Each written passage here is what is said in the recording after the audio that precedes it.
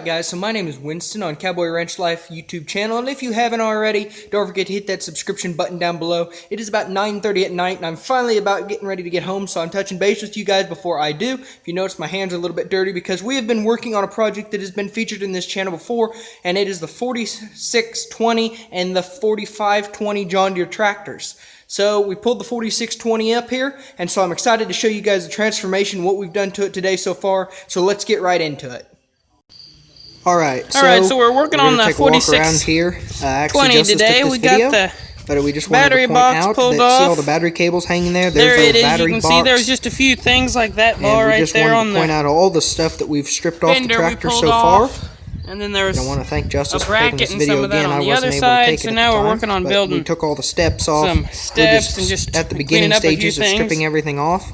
Winston's building actually working on the battery boxes, cutting the pieces of metal and the right angles and lengths. Alright guys, so do you notice anything different?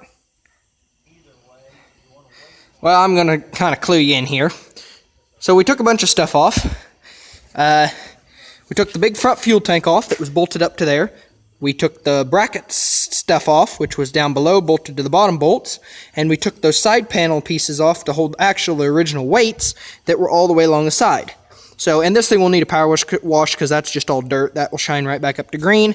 So we did that, guys, and we also rerouted the fuel line and put it back to the original position on the pump so it can go and be like it should be from the factory. Also, see them hooks there.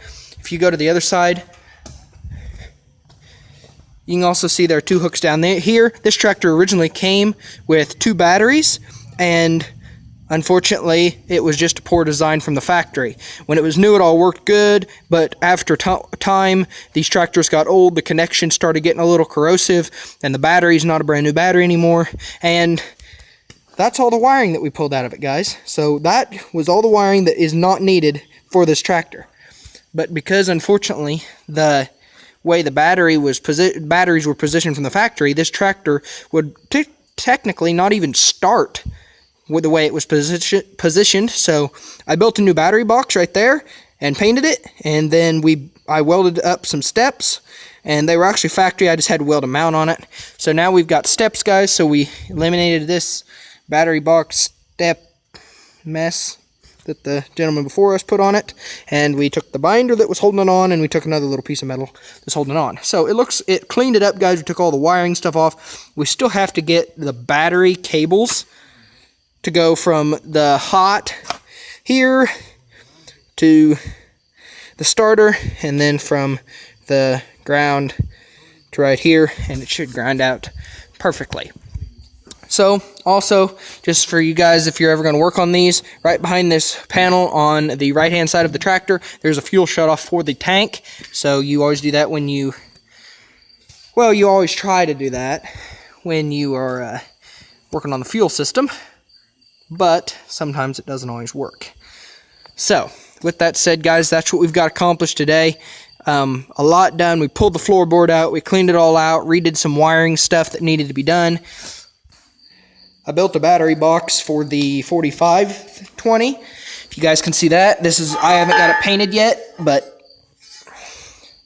so I got it all welded up, and so it ought to be ready to paint, position, drill the holes wherever they need drilled to bolt into the frame, and then we should be able to go from there. That was just two pieces of angle iron and then flat iron on each side. You always make sure you square it out. Leave a little extra room because there will be nuts on this side to hold it on to the frame.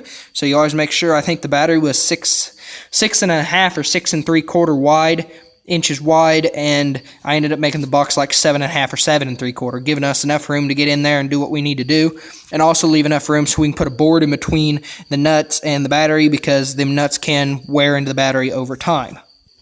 Also, guys, if you see that, there's the exhaust, but there's nothing covering it, so if it rains, the water goes right into the all the exhaust manifold and all that stuff.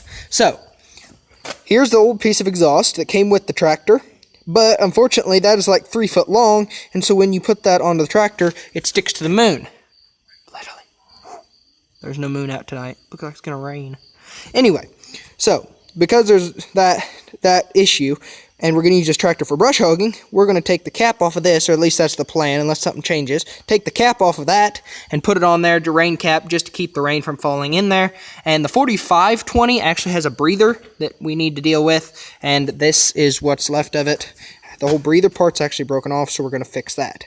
So, alright guys, so quick interjection. We got some news that is probably good, but I'm not sure. The two tractors that we have purchased in the prior videos you guys have seen, we got some interesting news. We ran the serial numbers, and we figured out they're both 4520s. Now we purchased them, and the gentleman selling them said they were 4520s, both of them. But the gentleman that actually owned them said one was a 4520 and one was a 4620. And the one that we called the 4620 does have a 4620 engine in it. And it ended up that in the early 70s, right a few years after this tractor was made, they put a new engine in it. Something went wrong with the old one, and they put a new one in. A bigger engine than what would have originally came in that tractor. So I thought that I would just throw that in there real quick, guys. We've got two 4520s. We don't have a 4620. We purchased it as we thought we had a 4620 and a 4520. But they're both 4520s. One just has a bigger engine in it. So with that said, guys, let's get back to the video.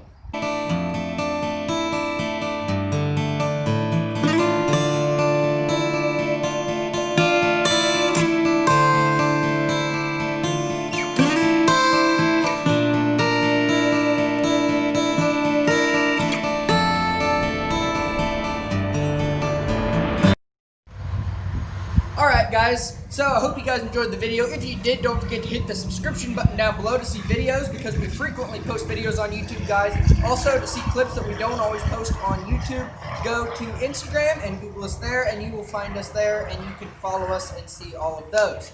Also, while I'm at this, I noticed that only 35% of you guys viewing this channel and our videos are actually subscribed. So if you would please, like I mentioned earlier, hit that subscription button down below. And I hope you guys have an awesome day.